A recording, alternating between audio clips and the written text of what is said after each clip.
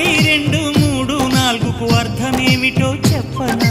చెప్పుకో, త్వరగా చెప్పుకో. ఒకటంటే ఒకటిగా అడుగేద్దాం, రెండంటే రెండు గుండెలను ముడిపెడదాం, మూడంటే మూడు ముళ్ళేసి ఆ తర్వాత నాలుగు కాలాల పాటు కలిసుందాం.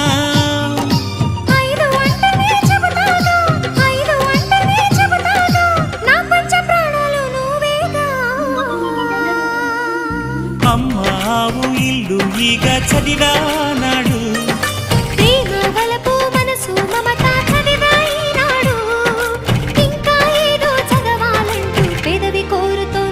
భలేగా కొత్త చదువు చదువు, ఇలా నా ముద్దు కవిత చదువు, చెలి మురిపాల కథలు చదువు.